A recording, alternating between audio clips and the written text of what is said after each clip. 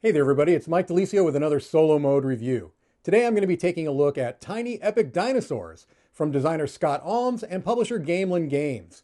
Tiny Epic Dinosaurs is the newest in the increasingly large Tiny Epic line of games, and in this one you are ranchers trying to wrangle up and feed dinosaurs and hopefully not have them run amok. Let's head over to the table, I'll show you quickly how it plays, then we'll come back here and I'll give you my final thoughts.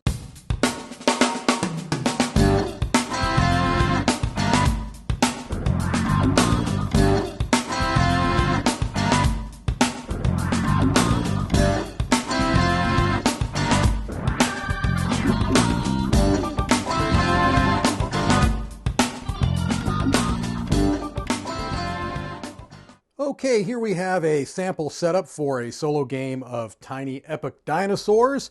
A couple of things that you keep in mind is that you make sure that you're using the correct side of these cards. You'll see up here it says 1 to 3 players. This is the A card. They go in order A, B, C, and D. Make sure that each of these have the 1 player count on them, which they do.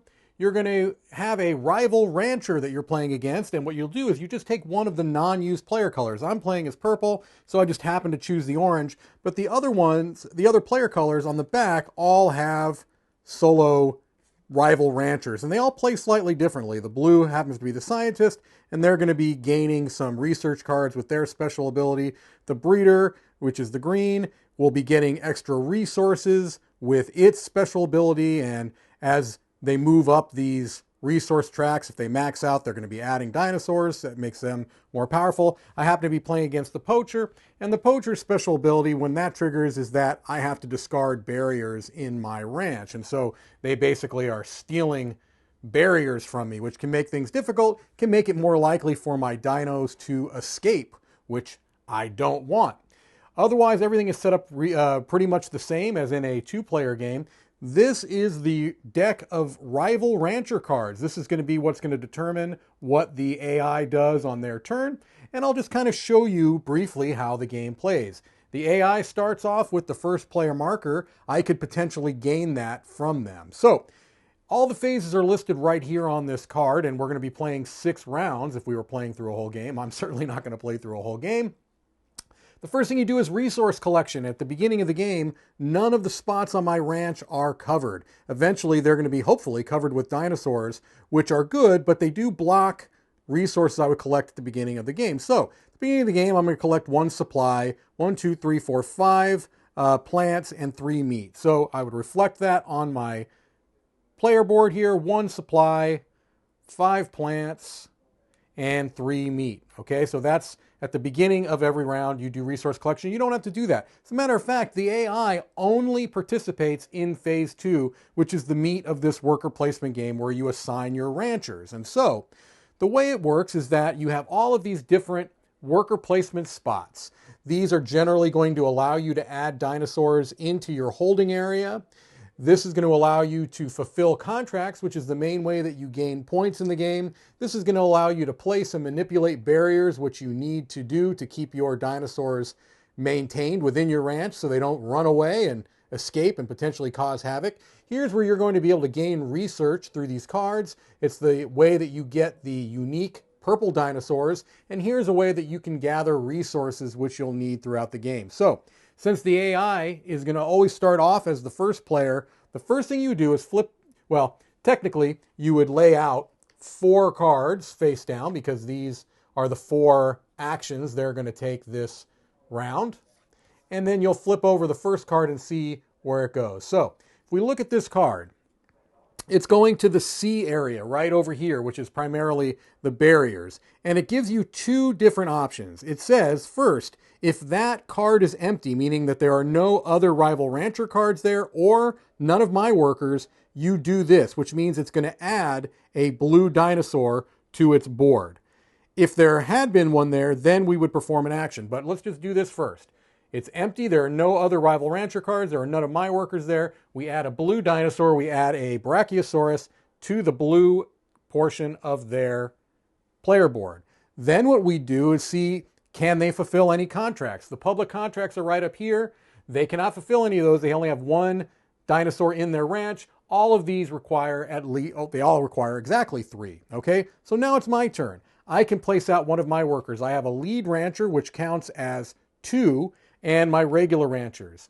The reason why you might want one that's worth 2 is that this is a game where every time you place on a spot where there is somebody there, you have to do one more than they are. So every action space on this card is considered to have one of the rival ranchers there. So to go to any of these spaces, I would need to play either 2 of my regular ranchers or 1 of my lead ranchers. And so I know I'm going to need barriers. I know that that's something that I'm going to need if I want to get some dinosaurs, which I know I want to do here very soon. So I can either go here with my lead rancher for free and gain 1 barrier, or I can go here and spend 1 supply to gain 2 barriers. I think that might be what I do. I go here, I spend my crate, take that off the thing here, and now I take these 2 barriers and put them into my holding area. I would go to the rival rancher, look at what their turn is. They're going to go to D, okay? So D is empty, so what they're going to do is actually add 2 more Brachiosauruses. So they're getting full on the Brachiosauruses.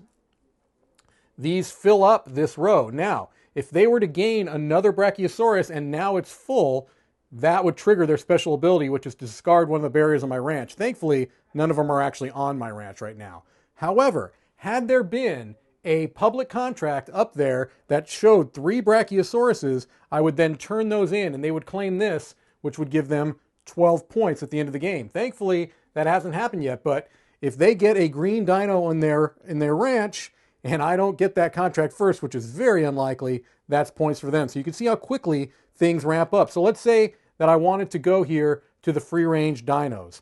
I started the game with a private contract, which the only way these can be fulfilled is if you have them in your ranch at the same time that you are fulfilling a private contract. You could then also spend the dinos here to get that on top of it. So that's not happening anytime soon.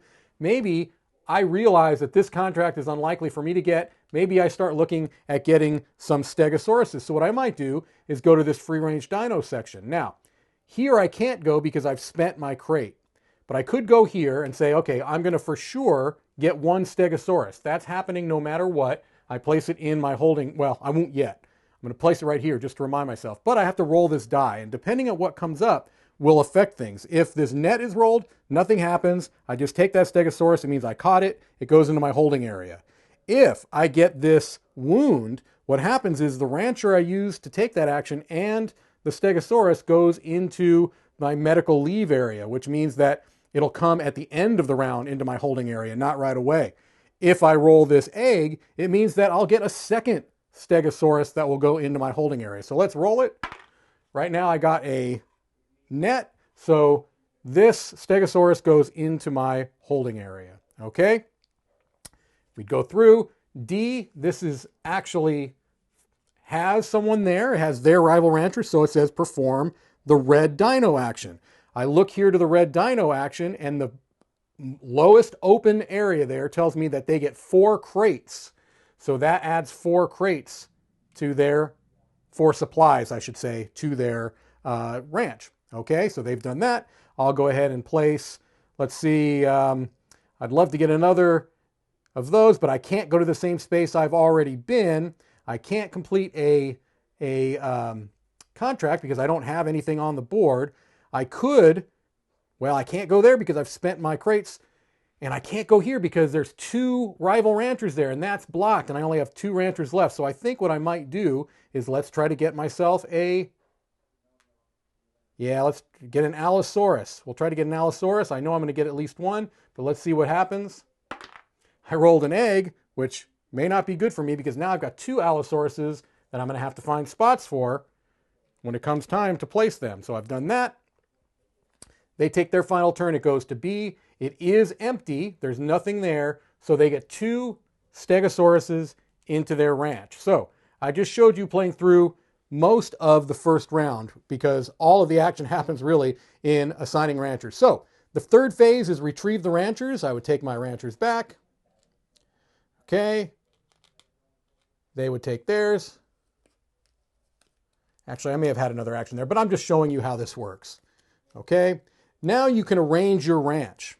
And so what I would do here is I've got all of these dinosaurs and barriers that I need to place. I have one permanent enclosure already on my ranch, so I can place one of them there. So I'm going to place my Stegosaurus in that enclosure. So I'm feeling good that he won't escape. But now I've got two of these Allosauruses. And what's going to happen is that these Allosauruses are going to breed. They're going to breed a third dinosaur, which is going to mean that they're going to need to be all fed. And you're going to find out right now how that's not a good thing for me. So let's say that I place my barriers, here and here. Okay, I'll place my barriers here and here. Those mountains that you can see there are a natural barrier. That water is another barrier. So let's say I placed right there and right there, I placed my two Allosauruses. Now we go to feed dinosaurs. I got to feed all of these. This Allosaurus or Stegosaurus takes one plant because it's a herbivore, so I pay that. These both take a meat. 1, 2. So I lucked out there. Now we breed dinosaurs. So I actually did okay there. This dinosaur can go right here. Then we refresh for the next round. What ends up happening is these research cards, which you can draft by going here, which will give you points and could give you unique dinosaurs. They could also give you some abilities, mobile barriers, for example. These would get discarded. These three more would come out for the next round. I didn't take the first player from them, so that would also go there. We would go to round 2, and we would continue on in this fashion. When you get to round 4, you get, as the player, an extra rancher, and this lead rancher for the AI is there to remind you that now they're going to flip over 5 cards instead of 4 in rounds 4, 5, and 6. The game ends at the end of round 6. You're going to add up all your points that you get both from your public and potentially private contracts, also points from your research cards that you may have acquired throughout the game, and you get points for the dinos that are in your ranch at the end of the game. The Stegosauruses are worth 2, the Velociraptors and Brachiosauruses are worth 3, and the Allosauruses are worth 4. You add all those up, you add up the points that the AI gets through its dinos and research cards and contract cards, and you find out who has the most points, and that's the winner. That's how the game is played. Let's head over to the table and I'll give you my final thoughts. Okay, hopefully that gives you a pretty good idea on how the solo game of Tiny Epic Dinosaur plays. I went into maybe a little bit more detail than I typically do because I wanted to play through a full round to give you an idea of all of the nuances of the game. And even with that, I forgot to mention something that I did particularly mean to mention, and which is what happens when the dinosaurs escape. Well, it depends on the type of dinosaur. If it's an herbivore, it's going to knock out one of your barriers. If it's a meat eater, it's going to eat one of the other dinosaurs, so you'd have to remove a dino from your board. So apologies for not mentioning that in the overview, but the bottom line is you don't want your dinosaurs to escape. Makes sense, but I meant to mention that before. So the first thing I'd like to do is talk about some solo benchmarks. These are things that I like to look at when I review a solo game. The first thing is the win conditions. Is this a beat your high score variant? Is it against a automated opponent? And in the case of Tiny Epic Dinosaurs, this is a clear win-loss condition. You are playing against a rival rancher. And let me tell you, that rival rancher is no joke. This is a very challenging solo game. It is a game where if you win, you definitely feel like you've earned it, because oftentimes when you have solo opponents like you have here, they have to do things that are essentially breaking the rules of the game to account for the things that it cannot do. And in the case of Tiny Epic Dinosaurs, the rival rancher will very quickly accumulate dinosaurs, which puts them in a position to grab those public contracts. Now, they can't complete private contracts, so that's something that as a player, you really have to work to get at least one, if not both, of your private contracts completed to have a real chance against that rival rancher. And that's tough. Those are really hard to pull off. And so there's a very real sense of palpable tension in that every single time you flip over that card, something is happening. They're either gaining dinosaurs, potentially fulfilling a contract, or they're gaining a bunch of resources that are also going to eventually add to their point scoring abilities in one way or another.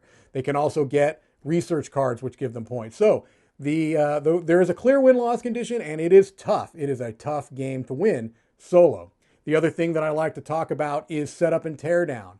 How quickly is the game set up and tear down? Now, actually speaking, this is one of the quicker in the Tiny Epic lines to set up and tear down. And it's very difficult to not talk about any game that is a Tiny Epic game and not compare it to others in the line. I just feel like that's something that is reasonable to do. And so in this line of games, some take longer to set up than others. Tiny Epic Dinosaurs is relatively quick. Honestly, the longest part of setup is just getting those dinosaurs in their separate piles. And you could actually set up a little way that you organize your game box with baggies and such to make that go even more quickly. But it's not too long of a setup and teardown for the experience that you get. So I have no negatives to say about the setup and teardown time. It's still a game you can get onto the table and play relatively quickly. The other thing I like to talk about is rules. And the rules here are quite good. They have a dedicated section in the rule book. It's at the end of the rule book, as oftentimes the solo rules are. I found them to be clear. I found them to be well explained. That has not always been the case, if I'm honest, with the Tiny Epic games. There have been a couple of the games in the line that I felt that the solo rules were a little bit difficult to parse, a little bit difficult to understand. I felt like oftentimes I was having to make assumptions. This is one of the clearest solo rule sets of any of the Tiny Epic games. And so nothing but good things to say about the rules. I really didn't have any real issues other than there did potentially seem to be an issue where the rules state that you must place the rancher on your turn. Now, unless I was misunderstanding something, there was at least one time where I was playing in the solo game where I was not able to place a rancher because of the rival rancher cards that were out and my own ranchers that were out. There were times where I would have needed to have at least 2 ranchers to place, and I couldn't because all of the spots were blocked. Because the way those rival rancher cards work, they block every space on the card that it's corresponding with. And so that's something that I would have liked to have been more clear, because I'm not sure if there was something I was misunderstanding there. But other than that, I felt like the rules were clear and well written. Okay, so overall solo experience for Tiny Epic Dinosaurs. Now, as I mentioned a moment ago, it's hard to review these games in a bubble for a couple of reasons. Number one is that they exist within a larger line of Tiny Epic games. And secondly, I feel, in my own personal opinion, that many of the Tiny Epic games, most of which I rate quite highly, have some similarities to other games that exist. Okay, I just think that I'll leave that there. Some of the games, maybe their inspiration might be more obvious than others. Tiny Epic Dinosaurs, I think, does have some similarities to other dinosaur games on the market. I'll leave it at that. However, that being said, I think there's an issue of scale here. Tiny Epic games oftentimes are really large games in small packages. Tiny Epic Dinosaurs is a game that, it's not a small game in a small package, but it doesn't quite have the scope of some of the other games. And to me, that's actually a positive. I really like how snappy this game is, how quickly it plays out. Those rounds go in a flash, and you've got 6 rounds. And a lot of times, in the solo game, this doesn't really apply, but if you're playing multiplayer, a lot of the things are simultaneous. And so this is a game that really feels quick. And so if you were going to compare this to other dinosaur games on the market, and I know I'm being a bit coy here, but if you were to compare this to other similar dinosaur games on the market, what this has going for it is scale. It is smaller in size, and it's also smaller in playtime. It's a snappy, quick game.